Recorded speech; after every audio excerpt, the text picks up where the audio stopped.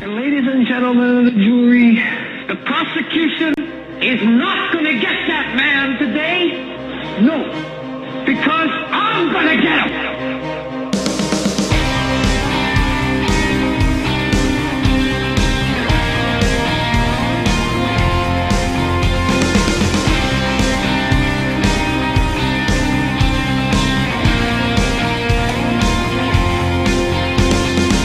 Technocracy. He's the author of Technocracy Rising, the Trojan Horse of Global Transformation. Man, fantastic. One of my favorite books. Oh, yeah. And his website is technocracy.news. That's technocracy.news. Patrick, welcome back to the Hagmann and Hagmann Report. Well, good evening. Thanks for having me on again. I always enjoy the airtime with you guys. You do a great job. Well, I'll tell you something. Our listeners and viewers enjoy watching and listening to you. You always bring to the table fantastic information. Before we get started, let's talk about the event, the upcoming event. Go ahead and if you don't mind, tell people about the Red Pill Expo that's going to be taking place in Bozeman, Montana this coming June. Yeah, well, everybody understands the red pill versus the blue pill paradigm that was made popular with the movie The Matrix many years ago. And that's kind of the concept of this conference. It's being sponsored by Freedom Force International, which is an organization that was started by G. Edward Griffin, who is the sponsor, co-sponsor, whatever, of Red Pill Expo in Bozeman, Montana. And people will recognize G. Edward Griffin as, if they've never heard of him before, he's the guy that wrote the book on the Federal Reserve System. It's called The Creature from Jekyll Island. If you've never read that book or even heard of it, you need to go find out about it, because it's spills all the beans you need to know about the Federal Reserve.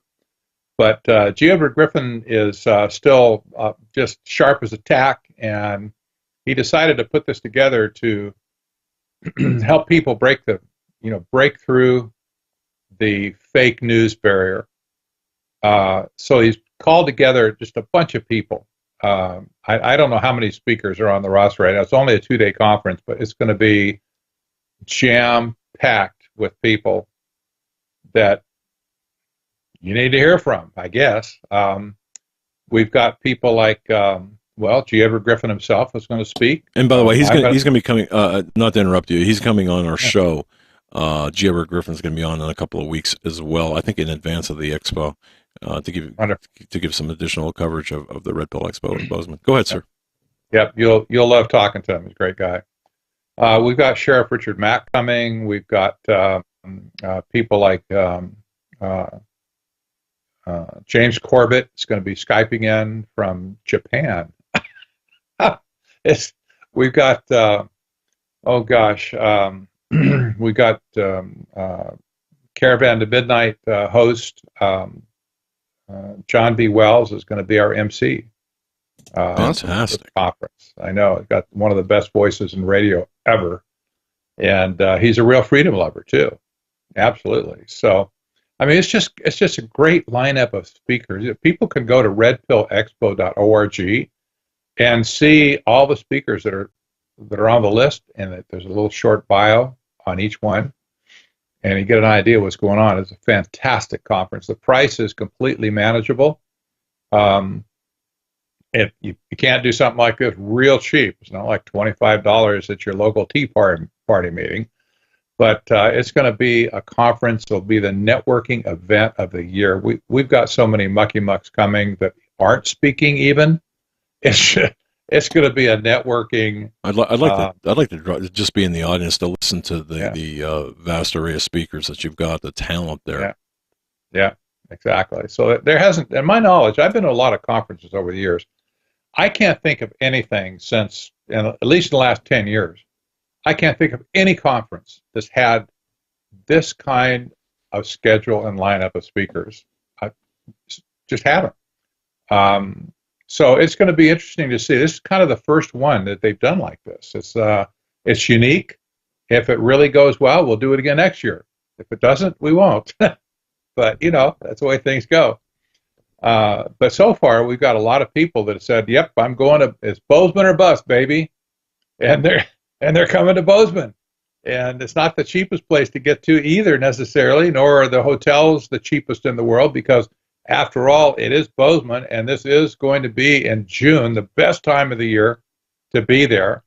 But you know what? Some people are driving their motorhomes up. They're pulling their trailers. They're going to go to Yellowstone afterwards. They're going to go up to Whitefish. They're going to go up to the national parks and stuff up there.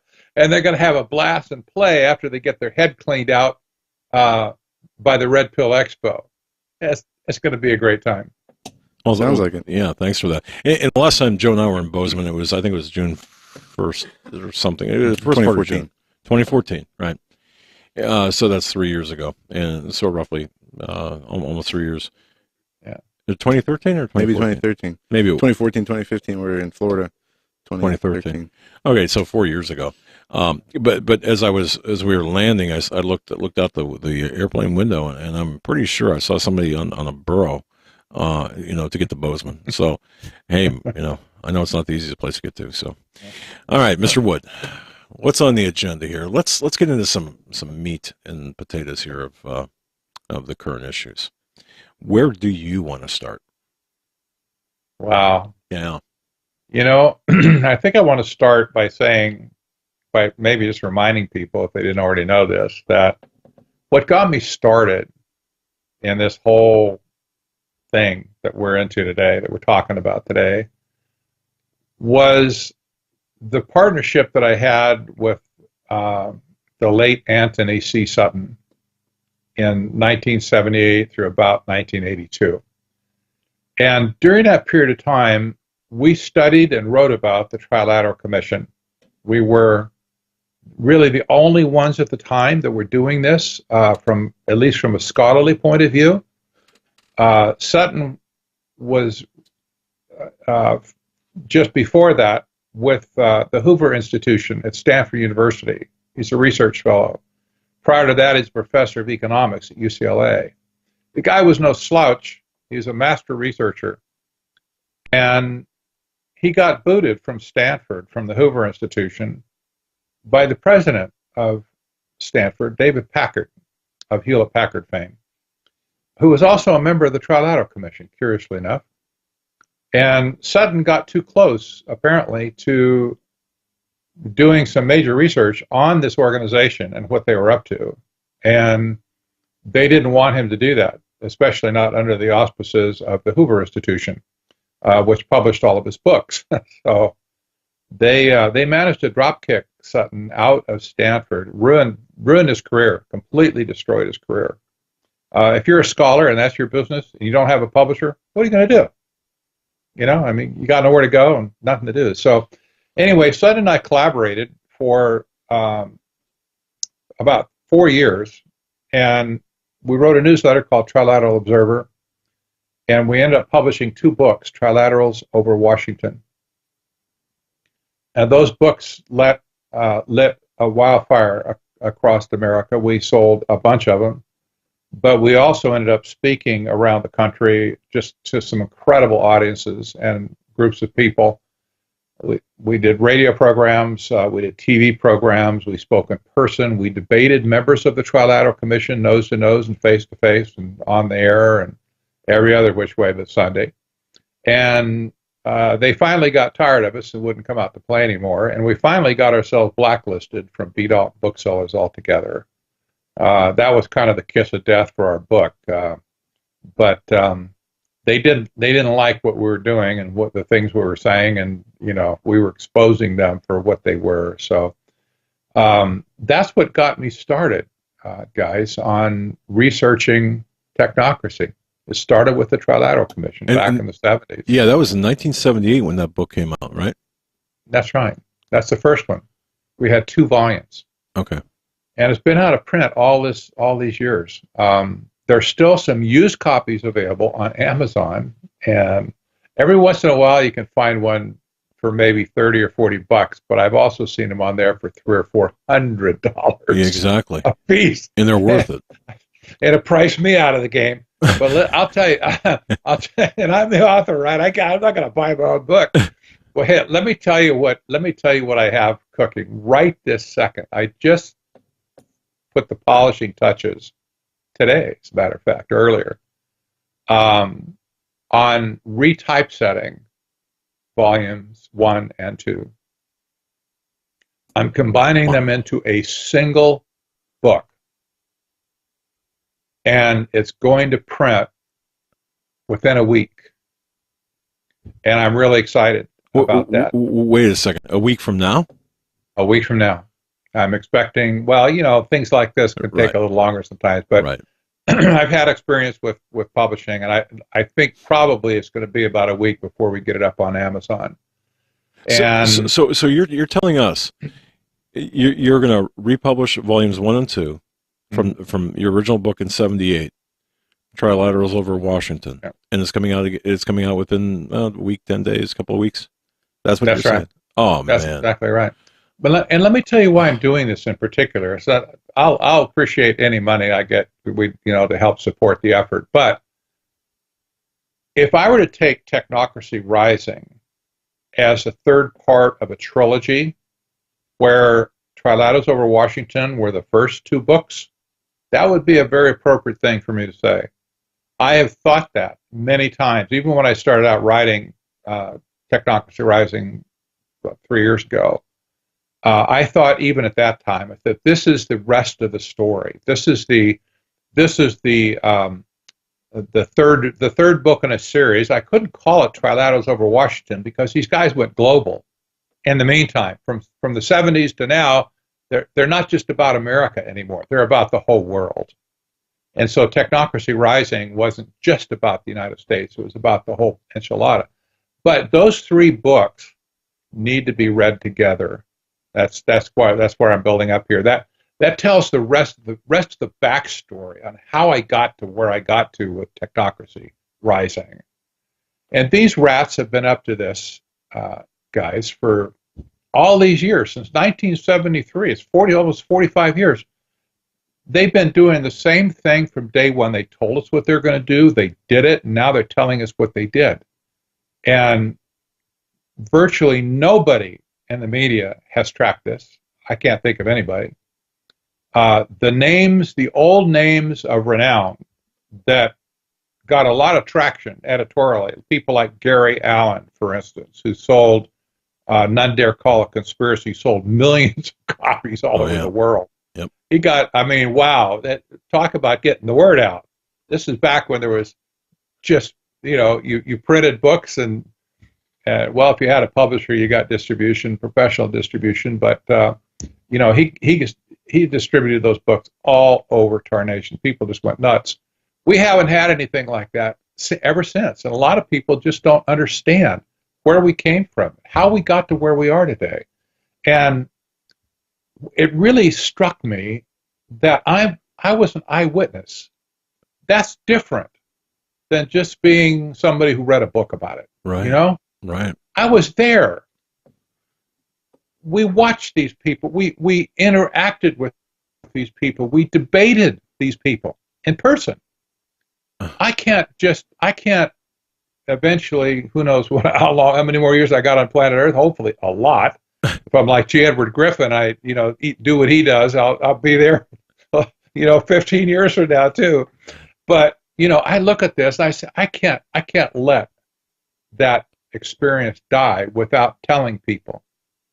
So I felt it so important finally to get Trilaterals over Washington back in print so people can take both books together and get the whole picture of why we are where we are today, how we got here, who the players are, the whole 9 yards. And on one hand, I'd like to say I'm really excited about this. Jump up and down. Well, this is going to be great. But you know what? That's not the depth of what I'm feeling about this. This is my over 40-year completion of a life's work. And I'm probably going to write one more book, maybe 2 after this. But these 3 books constitute the trilogy. Indeed. And that's where I'm going with it. So when your listeners see that book appear, they'll know what it's all about. They heard it here. I told you. That's fantastic. Wow. And The cover has been redesigned, by the way. So just to show continuity, the cover has been redesigned from the original cover. It's going to look similar enough to Technocracy Rising that you won't mistake it. If you saw it together, like on a book table or in a bookstore, you go, oh, those two books are connected because, one's blue, Technocracy Rising has a blue and green theme. The Trilaters over Washington is going to have a red and yellow theme, but the artwork's going to be very similar. All right, because the Trilaterals over Washington, I think the cover had the Capitol and then a drawing of a dragon over the Capitol. That's right. Right. Yeah. Okay. Well, I'm excited, and thank you for announcing this on the Hagmann and Hagmann report. This is great news, because your book Technocracy Rising answers a lot of questions. There's no wasted space or words in that book, I'll tell you. So, to get the benefit of the eyewitness, shall we say, eyewitness accounts, from the first two, and having the third as a final in a trilogy. That's fantastic. How far, Mr. Wood, how far in their agenda are these technocrats right today? I mean, how far down this road are we? I'm sorry to say they're almost home. Yeah. Their end game is very close to being completed. And, for some, it's a real boring story. And I know most people are just they're going to say, who cares? We are where we are. We're all screwed. So what? Enjoy life, eat, drink, and be merry, for tomorrow we, whatever, die. Other people like you and I are not satisfied just to say, oh, well, and go off and frolic in the grass. We want to know.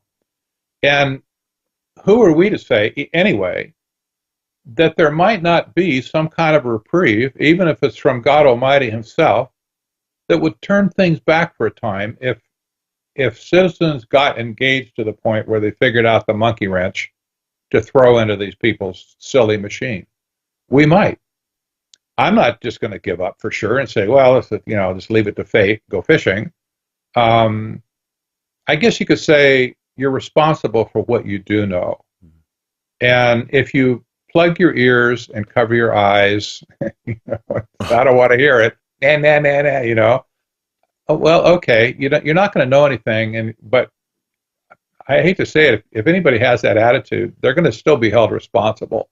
If they've had an opportunity to hear it and they just flat out put the earwax in, I'm not going to listen to you, they're going to be held accountable, I think, in the end too.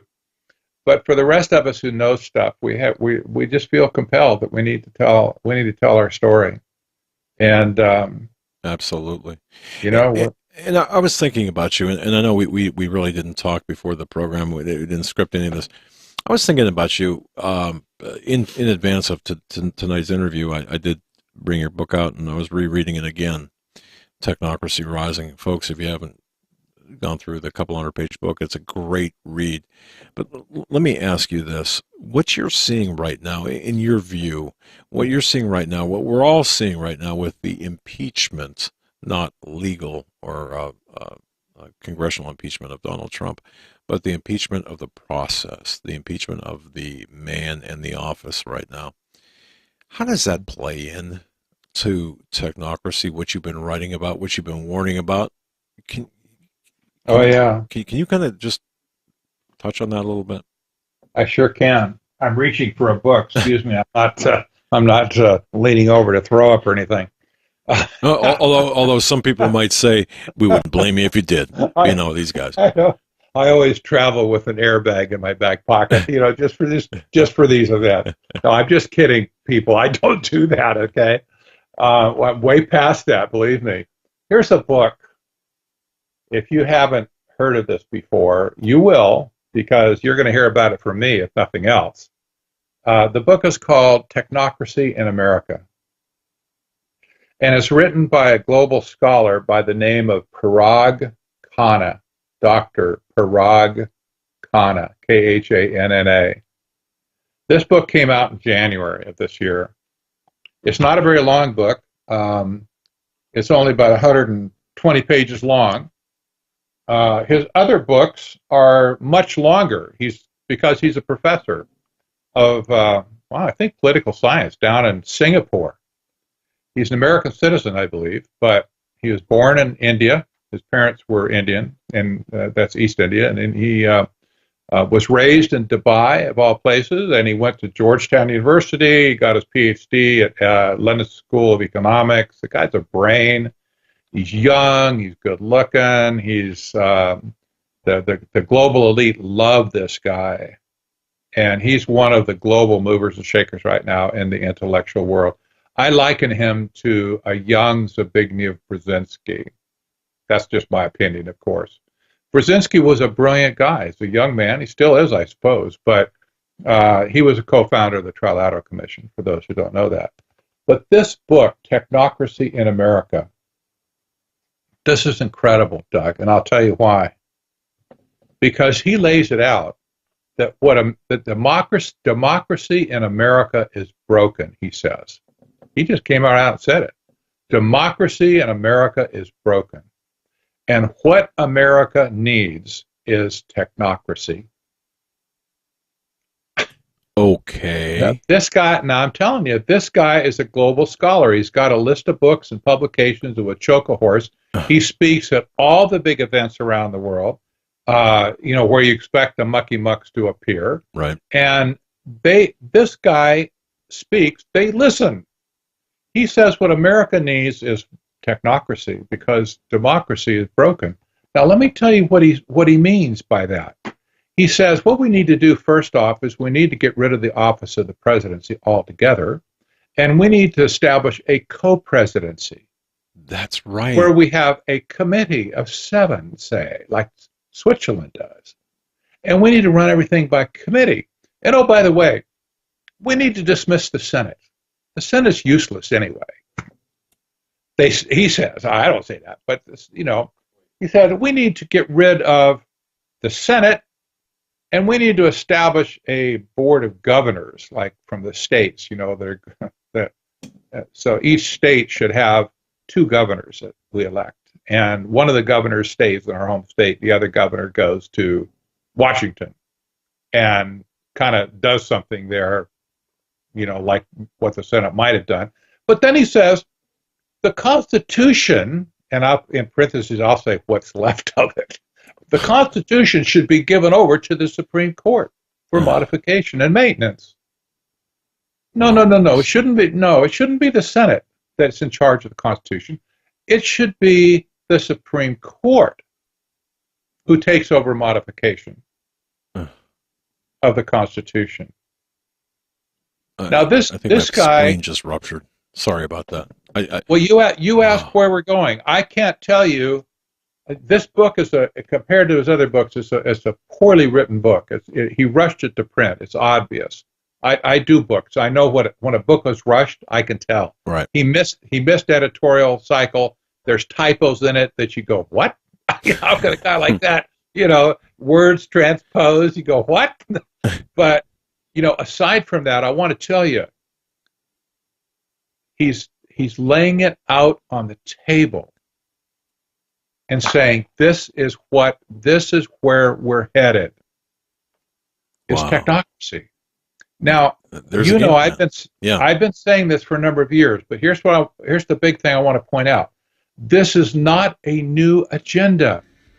This technocracy was developed and designed in the 1930s at Columbia University. This is nothing new. But, and I'll say also parenthetically that technocracy was the only replacement economic system ever designed in the history of the world. Patrick, we got to stop right there. We're up against our break. We're going to pick up right there when we left off. Folks, our guest is Patrick Wood. Technocracy.news is the website. Technocracy.news. Folks, sometimes I get so excited, and to learn from Patrick Wood that his book from 1978 that he co-authored with Antony Sutton, Trilaterals over Washington. Actually, the first 2 books about the Trilateral Commission, Eyewitness to History, and historian documenting history at that time. Folks, going to be coming out again, anew, basically reformatted, but reprinted, I guess is the proper way of saying it. But folks, go to technocracy.news and watch this. Of course, I'm so excited about that. I mean, I love books. I love the research that Mr. Patrick Wood has done. I'm a big fan. Can you tell? The amount of research that he's done, what he has witnessed, what he has put on paper, the keystroke to paper. I don't know. Remember the old typewriters, folks? Remember those? When you actually did, you had to type. If you're doing a manuscript or a column, remember the carbons? I'm going off on the tangent. Anyway, boy. But anyway, this is great news. So that's exciting. And of course, the Red Pill Expo, where Mr. Wood is going to be attending, as well as our guest coming up in here in a couple of weeks, G. Griffin is going to be there as well, and many others, June 23rd and 24th in Bozeman, Montana, the Red Pill Expo. If you're around that area, if you can get to that area, go. That's going to be great. I'd love to go just to be in the audience and to listen to these folks. Technocracy was the only replacement economic system in history. There hasn't been another one ever that I found. My background is in economics also, by the way. Sutton was a professor of economics. He knew a lot. And I'm sure if we had known anything about technocracy back then, we would have put the dots together right then on the spot. But there's never been another economic system in the world devised by anyone, much less by scientists and engineers, like they did in the 1930s at Columbia University. And this is the economic system that the United Nations has pointedly said that they're going to replace capitalism and free enterprise with what they call sustainable development. I call sustainable development technocracy because that's what it is. It's warmed over technocracy from the 1930s. An interesting thing, Zbigniew Brzezinski, when he wrote his original book, Between Two Ages, America's Role in the Technotronic Era, that's the book that caught David Rockefeller's attention, by the way. That's what caused David Rockefeller to want to start the Trilateral Commission in order to create a new international economic order. He took Brzezinski into an academic love embrace, if you will, and he had the Beauty and the Beast from that day forward. Brzezinski wrote his book while he is a professor of political science at guess which university? Columbia University. That's where technocracy was born in the first place. Columbia University, 1932. Well, okay. So, we move forward from this. We realize that the Trilateral Commission's new international economic order was, in fact, technocracy. I can prove that now. And I think I've done a pretty good job in Technocracy Rising. But when people end up having our original books, Trilaterals over Washington, put together with Technocracy Rising, it's going to be like going to IMAX theater and seeing the whole thing with the chairs moving and the vibrations and the roller coaster, going back and forth and stuff. I hope you don't get sick of me doing that. But it's gonna give people a picture that they've never seen before. And I'll tell you what, folks, we have the goods on these people. We've nailed them, absolutely nailed them. And if Sutton were alive today, he passed in 2002, unfortunately. But if he were alive today and could stand on a stage and address a group of people, I think there's only one thing that he would say at this point. This is just what I know of him. He wasn't a man of a lot of words. He just kind of cut to the quick, always. He would say, "We told you so." I think that's all he would say. That we told you so. We gave you all the information you needed to have in order to do something to stop these bozos, and you did nothing. Chilling. We told you so. Now we're sitting at that crossroads again, in a sense, because now we've more broadly discovered the exact game plan, which includes technocracy. I hope we don't have to be sitting here 10 years from now saying, "I told you so" again. Well, that seems to be the direction that we're heading into. And looking on your website, there's a few stories that jump right out at me that I saw earlier. The Jeff Bezos. We've seen the company Amazon. I think it's the number one grossing company now, almost worth $1 trillion. Bezos becoming one of the richest men on the planet. Yeah. And he talks about the AI as the golden age of solving problems that sci-fi only dreamed of. And then there's and we'll leave that there for now. And then there's another article on your site, The Useless Class, Meaning of Life with No Work and a Universal Basic Income. Let's look at Jeff Bezos from Amazon. AI is in the golden age of solving problems. Is he talking about not only artificial intelligence, but this move, to implement these technologies, these robots with artificial intelligence in all aspects of our lives, whether it's transportation, any type of work, as we see this rise of robots? Absolutely. And that's exactly what he's looking at. Amazon, I don't know how many thousands and thousands of robots that Amazon has to manage its warehouses, but it's incredible. You can see movies of their warehouses, the robots they have, on YouTube. Just go and search for it. You'll find stuff that just blow your mind. They don't need people. They just don't need people. That's one reason they're making so much money, is that they're doing everything with automation, and it's intelligent. And all of their stocking requirements, the way they move stuff around, it's all done by artificial intelligence now. There aren't people making these decisions anymore. They program in the computer, let the computer figures out what needs to be where and when and how and all that kind of stuff, and it just happens. And in the meantime, and this is what you call a disruptive technology. This is like what the automobile was to the horse and buggy business in the early 1900s. It destroyed it, and it took a little bit longer than this. This has come on us pretty quickly, but this is the disruptive technology, and the world is being turned upside down right now. Amazon, almost single-handedly, has destroyed about half of the retail industry in America. Malls are empty, if you haven't noticed. Malls are going empty. They're going out of business left and right. Stores, anchor stores, are pulling up roots and just quitting. Macy's is in trouble. Sears is in trouble. Penny's has been in trouble multiple times. All these big anchor stores that we kind of count on them. You go to the mall, there they are, the big stores. These people are losing their shirt thanks to Amazon. Amazon's cleaning their clock. And, on one hand, you can say, well, hey, that's progress. Stuff happens. The automobile happened, and, people had to give up their horses and their buggies, and the carriage makers went out of business, and so on.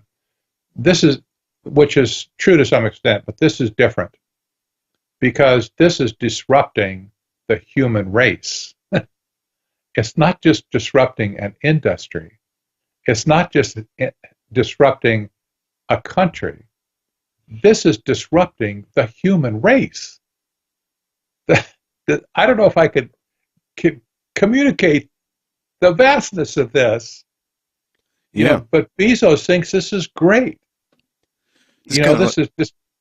Sorry for interrupting you there, Patrick. Kind of like when Walmart came onto the scene and came out, and it created a lot of problems for small businesses around the country in big and small towns.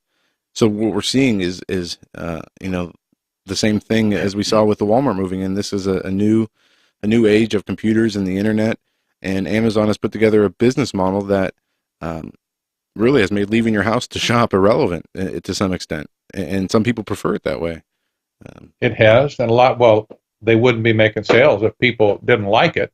But Walmart now is scared for their life. Mm-hmm. They see it coming for them, and it's going to be interesting. I said many years ago, probably I'm thinking back maybe 8, 9, 10 years ago, that there will be a day when Walmart is on the rocks because of the business model that they had.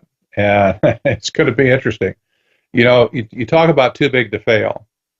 Well, Walmart's not too big to fail. Amazon's going to prove the point.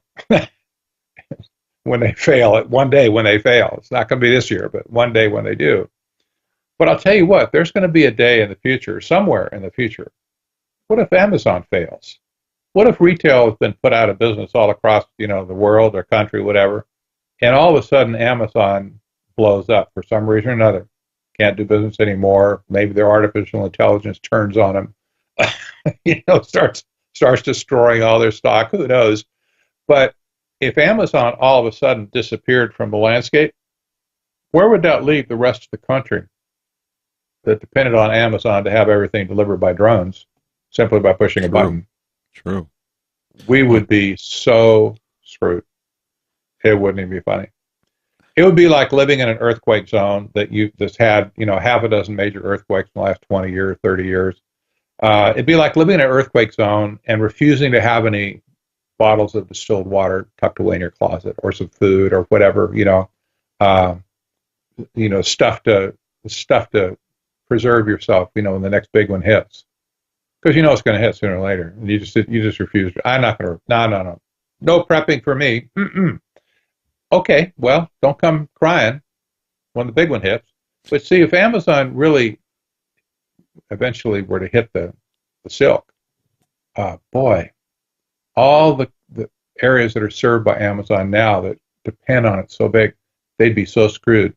It's kind of like the government in the same way, isn't it, though? If the government ends up with a universal basic income to pay everybody that gets displaced by robots, if 80% or 90% of the country is dependent on the government for a paycheck, that's the only source. There's no labor now. They just get money from the government to live.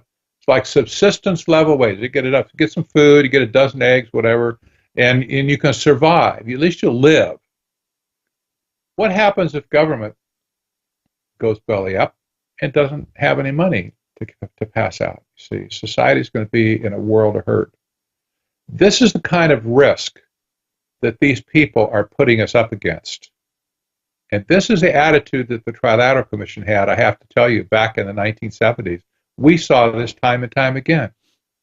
They didn't care about the fallout consequences to simple mere mortals when they pulled off these grandiose policies. They, no, it's going to work out. You'll see, it's going to be great. Everything they've done, they've wrecked the world. Economically, these people have virtually wrecked the world right now. Yeah. Nobody holds them accountable. I know who did it. I know they did it. I've seen their papers. I've watched them, tracked them over the years. I know what they did. They're a bunch of snakes. But they never had any concern for the people, for the real human beings like you and me that live in this mess, the little people, if you will, that get hurt by their grandiose plans. We're asking for trouble with Amazon, I'll tell you. We're asking for trouble with the Walmarts of the world. We could almost tolerate the Walmarts of the world, but I'll tell you, Amazon is at this point is unstoppable from doing its disruption, and it will continue to disrupt. And retail business will continue to go out of business. And that's why everybody's talking about universal basic income around the world today. If people don't know what that is, that means you just get a paycheck for doing nothing. You just stay home. You don't have a job. Stay home. We're going to send you $1,000 a month. And at least you'll be able to get enough food to stay alive. That's about all. You just still stay alive. You're going to have to find something else to occupy yourself. Maybe a computer game or something, they say. What kind of life is that? You want that kind of life? That's what the global elite right now is talking about. They're talking about it in Europe. They're talking about it here. They're talking about it at the G20 summit. The globalist organization called Y Combinator up in the Bay Area has been testing universal basic income now for over a year on people up in the Bay Area. This is not idle talk. This is not idle talk at all. They actually are planning on doing this. The useless class is upon us. And people are going to fall into that useless class. What else can you do? You lose your job. You can't afford to reinvent yourself, or whatever they call it. And you're unemployable. You're just unemployable. So you'll fall into the useless class. You fall into the universal basic income and basically be a slave of the government for the rest of your life until you die. And folks who think it can happen, look at a good example is some of the fast food chains that we've seen, and there's some pushback in some of these companies with their employers on the raising of the minimum wage.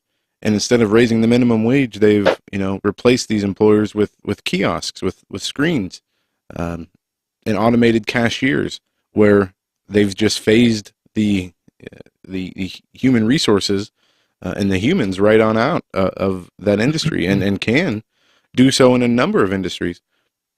And folks who think that the universal income is not something that could happen to you, it really could happen to everybody. When you think of the attitude and the climate in this country, and how many people are already basically on a universal income through the food stamps and the what else the government hands out, and how many people are would think it's a good idea. Oh, I don't have to work. I can just sit around and do whatever I want each and every day, and I'll be taken care of. There's a lot of people in this country that would think that's a great deal. And once you get a certain number of people to go along with this, the rest can be forced into it. So you might not actually have a choice in the matter, no matter how long you hold out. But it is very scary, very concerning. Patrick, the robots replacing humans in the workplace. Do you believe that this is part of? I mean, we just talked about the useless class. How much are we going to see in the next year or 2 years of robots, or is this something they're going to all try to roll out at once? It's already happening. I mean, every day there's new stories coming out all around the world on how people are being displaced by current automation.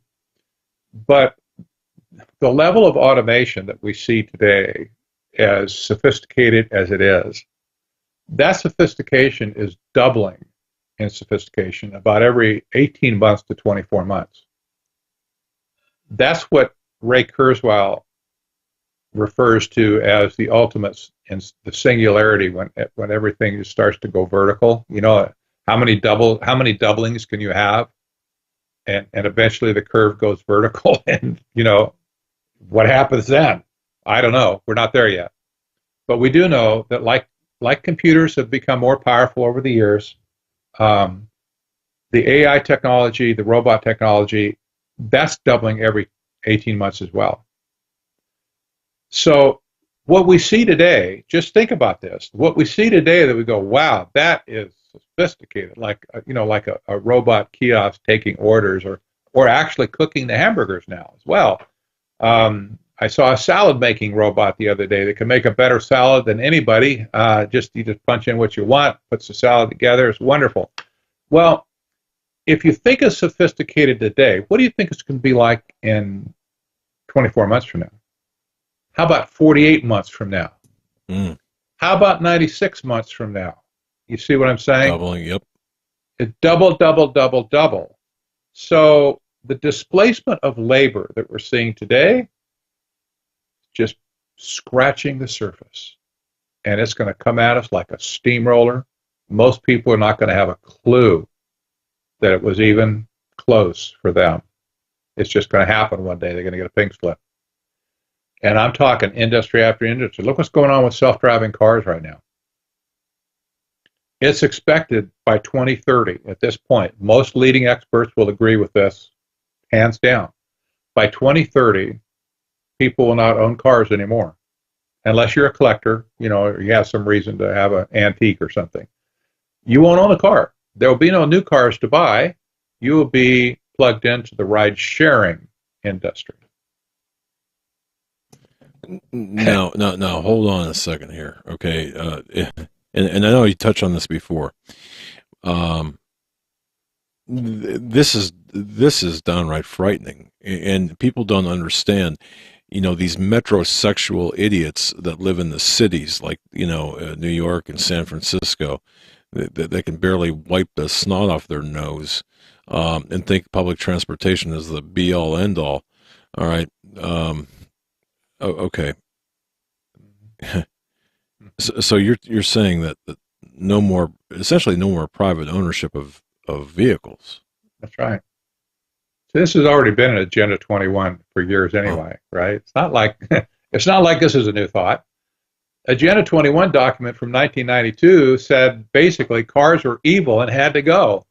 And you need to do something different. Well, now they got something different, and here it is. It's going to be ride sharing. It's going to be, calling up, whatever your pool, and you want to get from point A to point B. They'll do that. They'll figure out, that something show up at your house, and you get in, and away you go. And all be self-driving. Cab drivers, forget it. You won't need cab drivers. All the cab drivers will be out of business. All the bus drivers will be out of business. And basically the people that lease the cars, make them and lease them and whatever, they're the only ones to be making money off this. The rest of you will be tracked for the rest of your life, because you realize that if you are in a self-driving automobile, autonomous they call it, the quote-unquote authorities will know every single place you go. They will track you like ants in an ant farm. Is this going in the right direction? Man alive. Yeah. You said, well, excellent point. What could go wrong with that? Yeah, exactly. It's like, I'll tell you what, it's already gone wrong in so many ways, all of the mass surveillance of people. But you see, this is part and parcel of the original technocracy paradigm from the 1930s, guys. This also isn't new. Engineers and scientists know one thing. If you're going to engineer society like a factory, if you're going to scientifically engineer society, you have to be able to monitor society. You wouldn't build a factory and not put any monitoring capabilities in. You're going to have cameras, you're going to have sensors, you're going to know when that factory line goes down, when a belt breaks, whatever. You're going to know that. You need to know it right away. You build factories that way. Well, these scientists and engineers are engineering society that way too. That's why they're putting all these sensors in everywhere you can think. Sensors everywhere. That's why they're doing this, so they can monitor and control society to their own to their own software algorithm, artificial intelligence algorithm. And so the people in this are just incidental. They're just so many animals, like dogs, cats, cattle, or whatever. They don't care about the individual people. They just care about managing the whole. This is nefarious. I tell you what, there's no other way to describe this other than diabolical. Absolutely. Because it means complete loss of freedom. It doesn't just mean freedom is going to struggle. No, it means we're headed towards, we last that long, and Armageddon doesn't happen first. We're headed towards neo-feudalism, where the world will go back into the dark ages again. There'll be no private property. You'll live at the instance of some land baron who owns everything or controls everything in the landscape. And you will struggle just to put food in the mouth of your children. And you will live and die at the instance of that land baron, in a sense. That's the model we're headed towards, if we don't stop it. You see, in that kind of model, it's not just that freedom had a bad day. No, freedom is gone. Gone. Gone. Altogether gone. And that's not good. And we're incrementally letting it get to that point right now. Yep. And there's still a time that we have left to stop this from, or at least delay it for another 20, 30, 40 years, folks. Let me take you back in time. It seems like a year ago. Oh, it seems like maybe a month ago. Nay. It was only, I don't know, just earlier. It was a week, 10 days ago. I don't know when it was. It was days ago. Last week. Yeah, last week. What happened? That it's turning people's heads. Oval Office meeting, Kissinger. Day after the Comey termination, Kissinger shows up in the Oval Office. What's that about? The man to ask about this, because it's on Technocracy.news, an article written by Cody,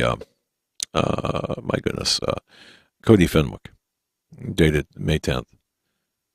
Mr. Wood, what's going on with this Kissinger-Trump love fest in the Oval Office, or what appears to be a love fest here?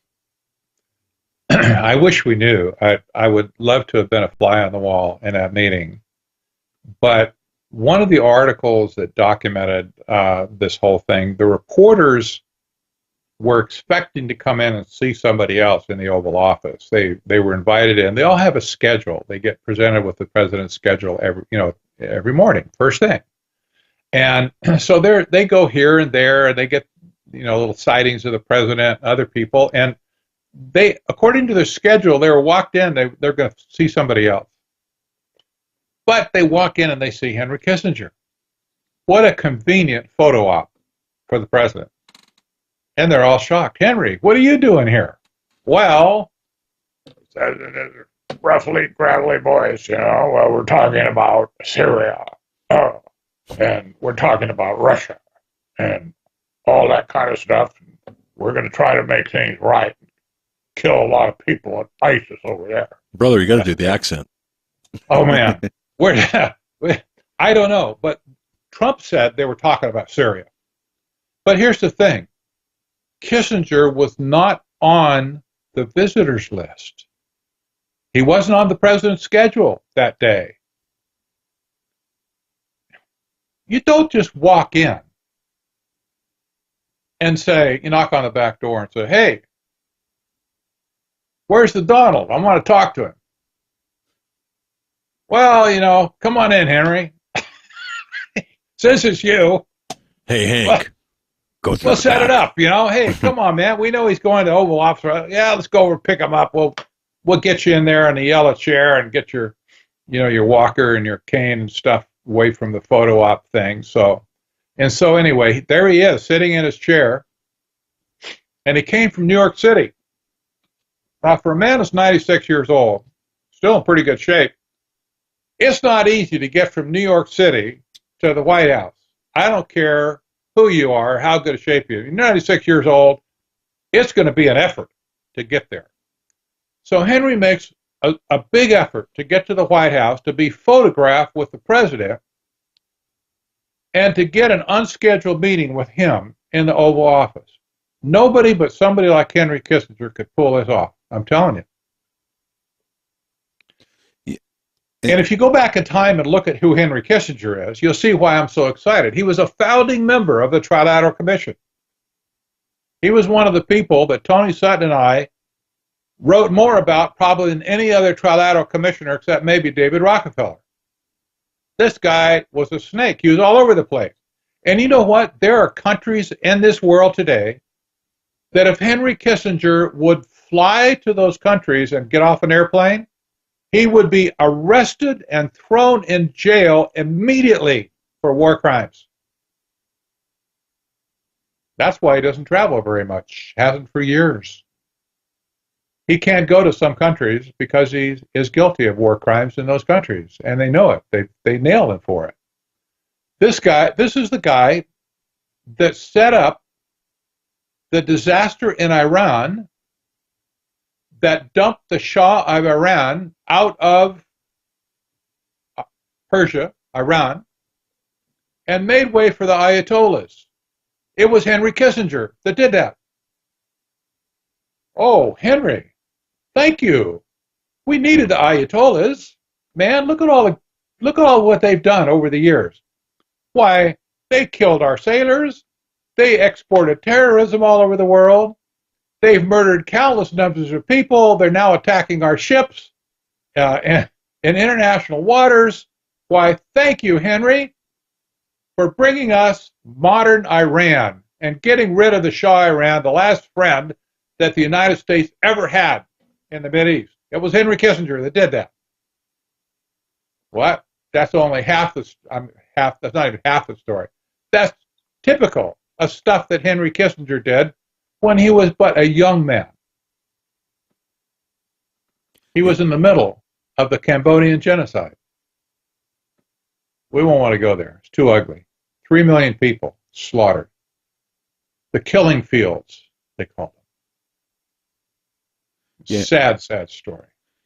Kissinger is up to his eyeballs with Cambodia. and the Khmer Rouge.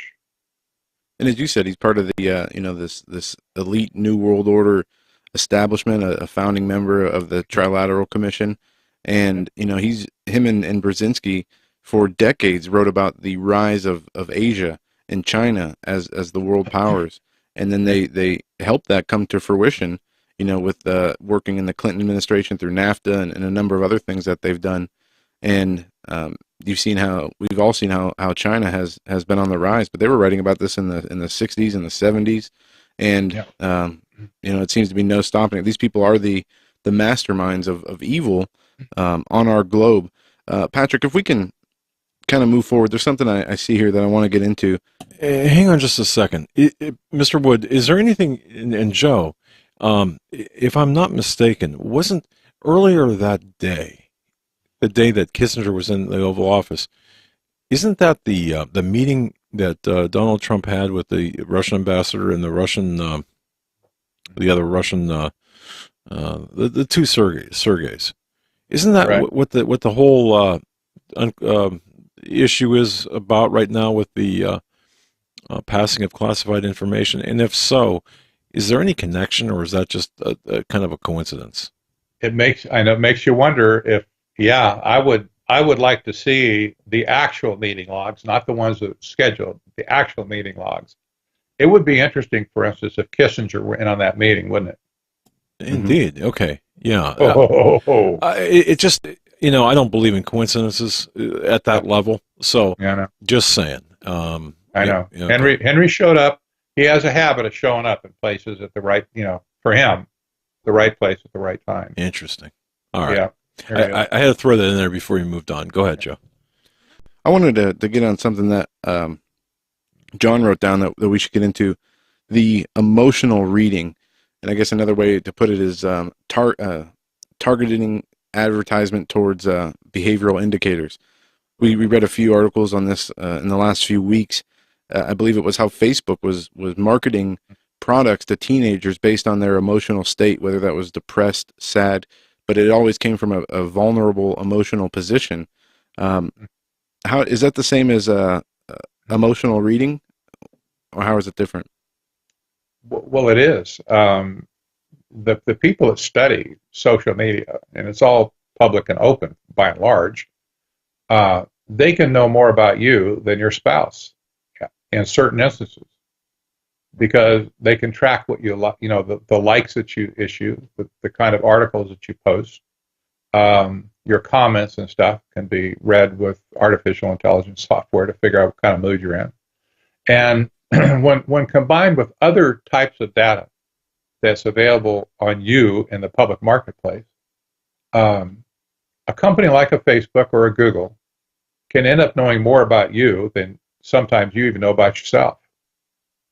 And it is really a scary thing. It's the ultimate invasion of privacy when somebody gets inside your brain.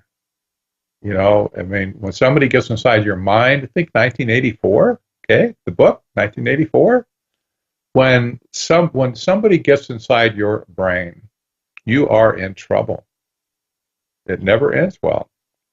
And these people have discovered how to get inside your brain. And it was discovered on Android, for instance. Imagine this, that there's over 200 Android apps that have figured out a way to listen quietly. They don't tell you that, but they're listening for sound beacons that emanate from your television or from your radio or from other apps on your phone. And these little hidden sound beacons that advertisers have been putting in their ads for decades, or not decades, at least 10 years now, these sound beacons are inaudible to the human ear, but to a computer they can pick up on them perfectly, and it's like reading a barcode, if you will, like a signature. These 200 plus apps have been listening in a clandestine manner. I don't tell anybody about it. It was just completely quiet. They've been listening to the sound beacons in your environment.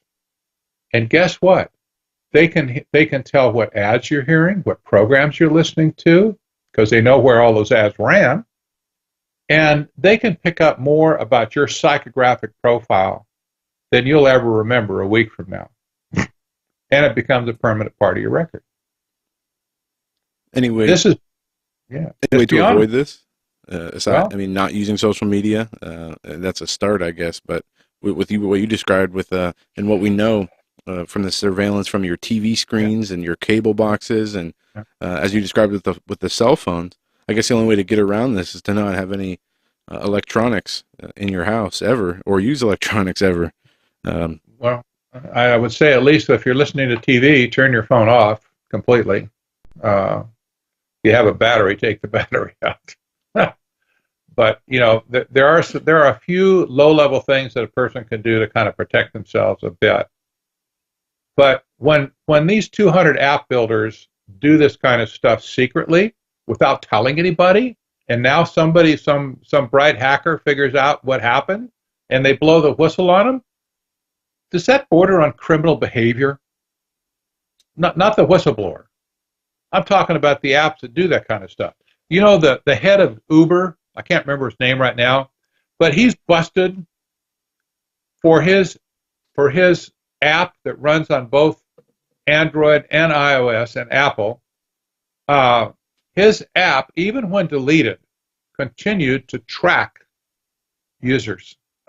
Facebook does the same thing. They could track a user's browser history when they're not logged into Facebook. There was an article about that today, but that's old news. Yeah. See, they just do this behind the scenes. They don't tell anybody. Just go ahead and do it. And then if somebody gets upset with it later, they figure, well, shoot first, ask permission later. This is the mind of a technocrat, by the way. Technocrats, I've discovered, have absolutely no ethical barriers whatsoever. They don't. No moral, no ethical barriers at all that they need to overcome. They will do anything at any time if they think they can get away with it. It's the 100% pragmatic model of action. Hey, if we can do it, let's do it. But what if somebody complains? Well, when the complaints get big enough, we'll deal with it. But right now, let's do it. We can do this. Just get it done. Mr. Wood, if I can ask a question here, because this really angers me. Maybe it shouldn't, and maybe I shouldn't be angered by it. I don't know. But what do you make of this high-tech surveillance, this asymmetric surveillance that you're talking about? I get it when the average person doesn't really get what's going on. The surveillance, where you have your television listening to you, and I'm just as an example, or your phone listening to you. But it's been proven. But here's what angers me, and also kind of makes me wonder what's going on when you've got well-informed, otherwise reasonable individuals, conservatives, political, moral, spiritual, social conservatives, educated, that laugh and say, "Oh, that's just, you're an idiot," quit talking nonsense. It's all conspiracy. What's that about? I mean, help me understand that philosophy, or that mindset, because at least I would think those people should be on our side saying, "Hey, man, yeah, your refrigerator is listening to you. You're not wearing that kooky tinfoil hat for no reason." Anything? I mean, your thoughts? Yeah. I want to read you a couple of the requirements for technocracy from 1934. This was written in the Technocracy study course. And the reason I want to just read two of them, I'm not going to read them all. I just want to read three, actually. You tell me if you can see a thread here. This is requirement number 3. They only gave 7 requirements for technocracy. These are bloody important things that they wrote down. Here's number 3. Provide a continuous inventory of all production and consumption. Quote, that's direct quote. Number 4. Register, excuse me, went backwards.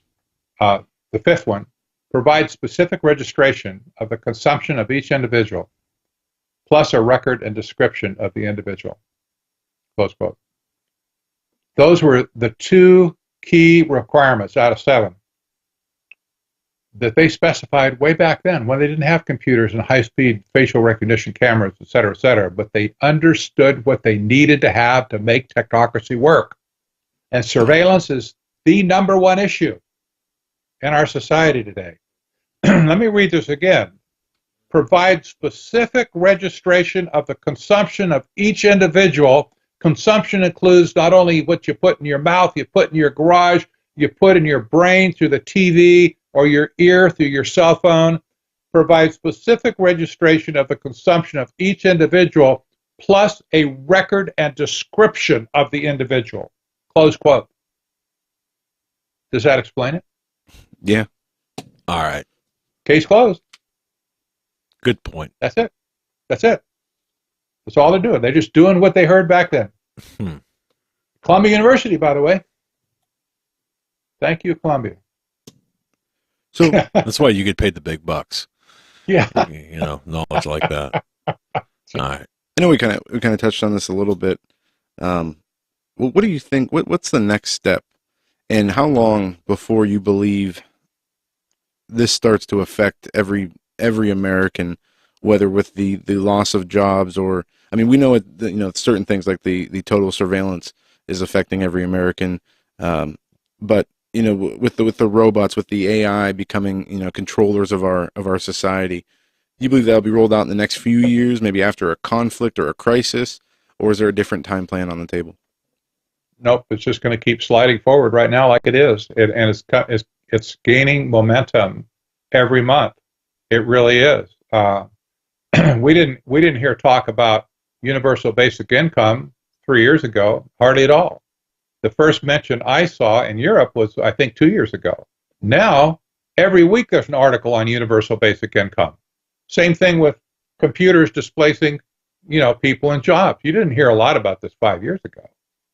But the articles have ramped up, and now you see 2 or 3 stories every single week in major publications about job displacement, stuff like that. Well, where there's smoke, there's fire. That's all I can say. It's happening right now, whether we want to admit it or not. It just hasn't happened to you yet. That's the deal. They say a recession is when your neighbor's out of a job. A depression is when you're out of a job. And that's kind of true here. As long as you haven't lost your job, well, it's just kind of distant and remote. Yeah. But AI is coming for everybody's job. There's going to be very few areas that will not be touched by artificial intelligence in the end. Yeah, and as you said, it's something that keeps moving forward no matter what is going on in the world. Kind of switching gears here, Patrick, we have about just a few minutes left. Yeah. Interesting, the hacks that happened from last week into this week, the WannaCry attacks, and Microsoft made a statement about how the government not securing their the ransomware, the malware, these hacking codes was the same as the U.S. Army not securing their Tomahawk missiles, and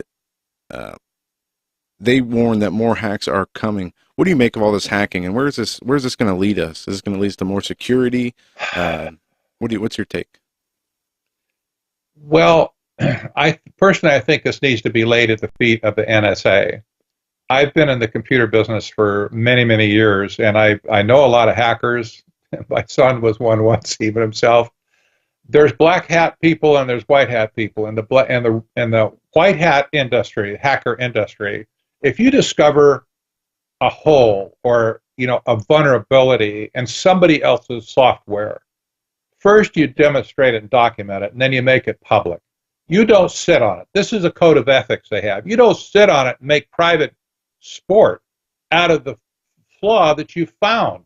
If it's going to harm other people, you make it public immediately so the people that need to make adjustments can make those adjustments. Close the holes, if you will. Well, the NSA discovered this weakness in Windows years ago. You know what? They kept their mouth shut.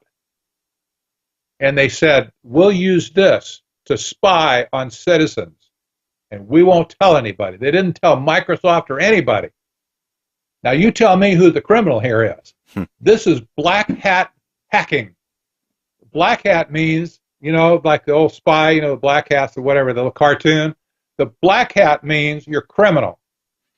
They behaved as black hat hackers, keeping a known exploit to themselves, and ultimately somebody got it, like a whistleblower. Well, I didn't know if it was a whistleblower, but a hacker, somebody hacked in, got a hold of the specification for it, said, whoa, we're just going to keep this quiet a little bit longer, but not too long, because we're going to use this ourselves to extort the whole world. And that's where we are today with this WannaCry virus. The NSA should be keelhauled over this. They should be keelhauled. I'm sorry to say, Congress, the Senate, the House has no clue what they should keelhaul them for. But if they had done what was legal in the first place and ethical, we never would have seen this WannaCry virus. It wouldn't have happened. Yeah, I'm very disappointed.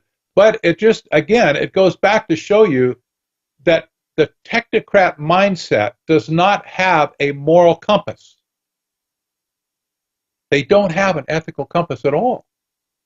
They'll do anything that furthers their own self-perceived interests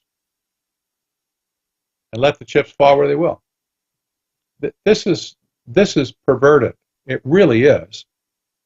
And I'm afraid the NSA is going to get away scot-free on it. They're never going to be questioned. They're never going to, have a finger pointed at them. But I'll tell you, to me, it's just as clear as the sun coming up in the morning. What happened here? Yeah, and then we hear also news that not only are there vulnerabilities in the operating systems, but they've also built backdoors. What was it that through the Vault 7 release, they said how the NSA built backdoors into Apple products and iPhones. So some of the technology that we use might not have vulnerabilities in the software, but rather might come already equipped to be able to interfere with your system the way that we just saw with these WannaCry hacks.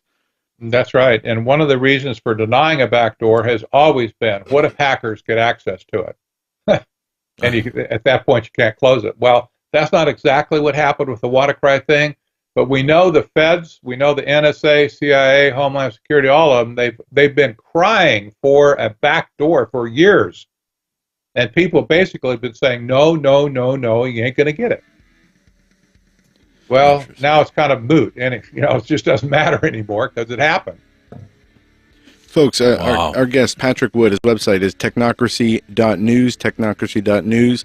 And don't forget the Red Pill Expo, redpillexpo.org, going to be in Bozeman, Montana, where Patrick Wood will be speaking with a number of other very interesting guests, June 23rd through the 24th. Again, that's the redpillexpo.org. Go there to find all the information.